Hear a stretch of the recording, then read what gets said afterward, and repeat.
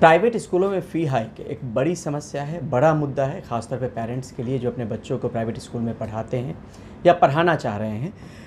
यहाँ पर ये समझने की कोशिश हम करेंगे और हमारे साथ अशोक अग्रवाल हैं, एडवोकेट अशोक अग्रवाल। लेकिन इन तमाम चीज़ों को शुरू करने से पहले ये ज़रूर बताएं कि पहली बार जब फ़ी हाइक का मुद्दा उठा कोर्ट में, कहीं पे किसी ने आवाज़ उठाई पेरेंट्स के ज़रिए, तो अशोक अग्रवाल थे जिन्होंने आवाज़ उठाई 1997 में। उनसे भी बात करते हैं। नमस्कार, मैं परिमल कुमार और किडोक्रेसी के इस प्लेटफॉर्म पे आपका स्वागत है। सर, आपका बहुत बहुत धन्यवाद किडोक्रेसी से बात करने के लिए। जो पहली बार आपने मुद्दा उठाया, अभी भी मुद्दा गहराया हुआ है, क्या लगता है विकल्प के तौर पे क्या हो सकता है फ़ी हाइक को लेकर प्राइवेट स्कूलों में? क्या होना चाहिए कि इस तरह की समस्या नहीं है? देखिए, फ़ी हाइक अपने में एक मुद्दा है और इसका कारण ये है कि किसी ज़माने में सारे लोग middle class, upper middle class के बच्चे भी सरकारी स्कूलों में जाते थे। मैं खुद म्यूनिसिपल एमसीडी के स्कूल में पढ़ा हूँ, दिल्ली सरकार। मैंने भी सरकारी स्कूल में पढ़ा है जी। आप तो धीरे धीरे जैसे सरकारी स्कूलों का डिटेरियोरेशन हुआ तो लोगों ने अपने बच्चों को वहाँ से निकालना शुरू कर दिया या डालना बंद कर दिया और फिर प्राइवेट स्कूल की तरफ चले। और क्योंकि प्राइवेट स्कूल वालों को ये दिखा कि ये इनकी मजबूरी है, तो उस मजबूरी का फ़ायदा उठा के उन्होंने लूटना शुरू कर दिया। तो ये शुरू से ही एक लूट जो है प्राइवेट स्कूलों की तरफ से है।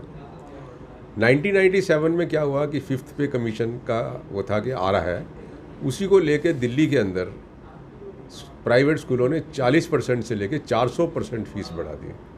और उस वक्त मैं आपको बताऊं कि कम से कम 64 हेड्स थे जिसके अंदर वो फीस लेते थे। एक प्राइवेट स्कूल 64 हेड्स थे उस वक्त ऑफिशियली। तो फिर हमने जब एक पब्लिक इंटरेस्ट लिटिगेशन डाला 97 में, तो उसमें एक फ़ैसला आया 98 के अंदर अक्टूबर में, और उसमें उन्होंने कहा कि ये जो प्राइवेट स्कूल के जो लीगल पिलर्स हैं वो है कि फिलंथ्रॉफिक है, कम्युनिटी सर्विस है, नो कमर्शलाइजेशन है, नो प्रॉफिटरिंग है। तो ये कोई भी अगर 4 चीज़ें अपने दिमाग में रखता है तो ये समझ सकता है कि एक प्राइवेट स्कूल कैसा होना चाहिए। लेकिन वो तो है ही नहीं। यहाँ तो एक स्कूल में इतनी फ़ीस लेते हैं कि वो बंदा अगले साल दूसरा स्कूल बना लेता है। तो ये प्रॉफिटरिंग है। जब हमारे केस के दौरान में रिकॉर्ड मंगवाया गया और हमने उसका एक चार्ट बनाया, तो हमने कोर्ट को दिखाया है कि कितने सारे स्कूल हैं, जैसे 2 करोड़ रुपए आते हैं उनके पास फीस के इनकम के, उसमें से एक्चुअल खर्चा जो है ना उनका 1 करोड़ है, लेकिन वो दिखाते हैं खर्चा 2.5 करोड़, और फिर अपने आप को दिखाएंगे 50 लाख रुपए हम जो है डेफिशिएंट, उसमें डेफिशिएंसी के अंदर है। इस तरीके का मतलब माहौल। तो एक्चुअली में वो कमर्शलाइजेशन था, वो 1 करोड़ रुपया घर ले जा रहा था।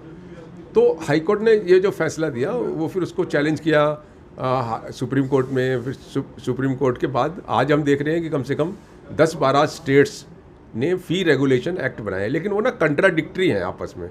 कई जगह तो ये है कि जो कमेटी बनाई उस एक्ट के अंदर, सबसे पहले स्कूल को कोई भी फ़ीस बढ़ानी है तो वो पहले उसको प्रपोजल जो है वहाँ से अप्रूव करेगा, उसके कुछ पैरामीटर्स रखे जिसमें basically non commercialisation, non profiteering है। तो वो, और कुछ राज्यों ने ऐसे लॉ बनाए, उन्होंने कहा नहीं 10 से 15% तो आप बढ़ा ही सकते हो, इसमें तो कोई सवाल ही नहीं करेगा।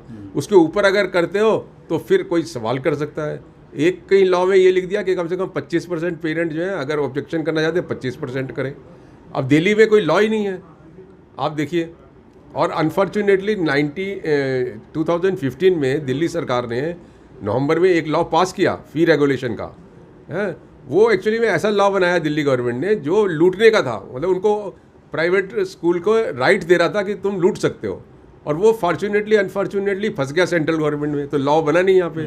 तो आज की तारीख में दिल्ली में लॉ ही नहीं है, और दर्जन भर करीब राज्यों में लॉ है, फिर रेगुलेशन दर्जन भर आज राज्यों में लॉ है, और उस पर काफ़ी लिटिगेशन हो रहा है, जगह जगह लिटिगेशन हो रहा है। लेकिन आपने बहुत लंबे समय से लड़ाई लड़ी है, देखा है, पेरेंट्स एसोसिएशन से भी जुड़े हुए हैं, तो क्या लगता है कि इसका विकल्प क्या हो सकता है? क्या हो सकता है कि समाधान आने वाले 5 साल, 10 साल, 15 साल में भी कोई ठोस नतीजा निकल पाए कि मनमानी नहीं? देखिए, मनमानी सिर्फ और सिर्फ जो है ना, प्राइवेट स्कूल की मनमानी आप एक वैलिड कानून से रोक सकते हैं। ऐसा नहीं है कि नहीं रोक सकते, लेकिन अगर आपके पास वैलिड कानून है तो है, जिसके अंदर ये हो कि आप, अगर लॉ में ये क्लियरली हो कि आप प्रॉफिट ही नहीं कर सकते हो, आप जो है कमर्शलाइजेशन ही नहीं कर सकते हो, तो अगर वो मतलब वो जो हमसे पैसे लेता है वो हमारे ऊपर खर्च कर देता है और हमें बता देता है कि देखो भाई हमने इसलिए इसमें खर्च किया, तो किसी पेरेंट को क्या ऑब्जेक्शन है।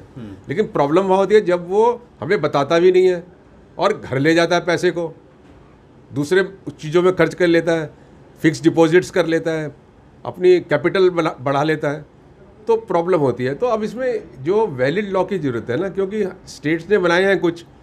तमिलनाडु का सबसे अच्छा लॉ था जो 2009 में फर्स्ट टाइम आया था, और कुछ ने उसको फॉलो किया, कुछ ने अपने हिसाब से बना दिया, हाँ, कुछों ने हो सकता है प्राइवेट स्कूल के प्रेशर में बना दिया। तो हमारा हमेशा से ये कहना है कि इसका इलाज ये है कि एक नेशनल लॉ बनना चाहिए। सेंट्रल गवर्नमेंट जो है वो एक लॉ बना दे, वो कम्पिटेंट है बनाने के लिए। तो अगर वो यूनिफॉर्म, क्योंकि ये यूनिफॉर्म प्रॉब्लम है, ये कोई एक स्टेट की प्रॉब्लम नहीं है, हर जगह प्रॉब्लम है, छोटी छोटी जगहों में मतलब आजकल ये प्रॉब्लम है। तो अगर लॉ बनाते हैं तो उस लॉ के हिसाब से वो कितनी फ़ीस लेता है देने वाले को भी पता है, लेने वाले को भी पता है। तो अगर वो उसमें चल सकता है, किसी को मतलब लूट करना है तो बंद कर दो स्कूल, अगर आपको ईमानदारी से नहीं चलाना तो बंद कर दीजिए, लेकिन ईमानदारी से चलाना है तो करिए। अगर रियली फिलंथ्रॉफी किसी को करनी है तो करो। लेकिन ये तो दुकानें बन गई ना, लोगों ने अपनी फैक्ट्रियाँ बंद करके जो है वो प्राइवेट स्कूल खोल लिए हैं। नेशनल लॉ की जो बात कर रहे हैं, सिर्फ बात कर रहे हैं सर कि आपने कुछ किया भी है इसको लेकर? नहीं, मैंने तो जब प्राइम मिनिस्टर थे मनमोहन सिंह जी, उनको भी लिखा, एजुकेशन मिनिस्टर को भी लिखा, उसके बाद अपने नरेंद्र मोदी जी को भी बराबर लिखा है कि आप एक नेशनल लॉ लाइए। लेकिन कहीं वो मूवमेंट हमें सरकार में नज़र नहीं आता। और उसका अगर कराना चाहते हैं तो मुझे लगता है कि देश भर के जो हमारे अभिभावक हैं, जिनके बच्चे स्कूलों में, प्राइवेट स्कूलों में जाते हैं, जिनको फ़ीस का ये झमेला देखना पड़ता है, वो सब लोग आवाज़ करें ना अगर, तो बन सकता है, इसमें कोई दिक्कत नहीं है। लेकिन कहीं से कोई ऐसी आवाज़ पेरेंट्स में हमें दिखता नहीं है, यूनिटी नहीं दिखती, यूनिटी नहीं दिखती है। हमने देखा है जब फीस बढ़ती है स्कूल में तो 2000-3000 पेरेंट इकट्ठे हो जाते हैं, 15-20 दिन के अंदर जो है वो 2000 के 200 ही रह जाते हैं, और फिर अगले 15-20 दिन के अंदर 2 ही रह जाते हैं। तो वो सेल्फ सेंटर्ड कम्युनिटी है एक्चुअली में।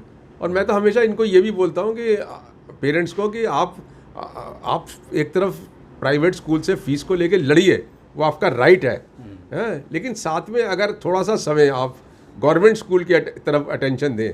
मैं नहीं कहता कि अपने बच्चे को निकालना है, तो जिस व्यवस्था को ख़राब होने की वजह से आज आपको लूट हो रही है, वो लूट रुक सकती है।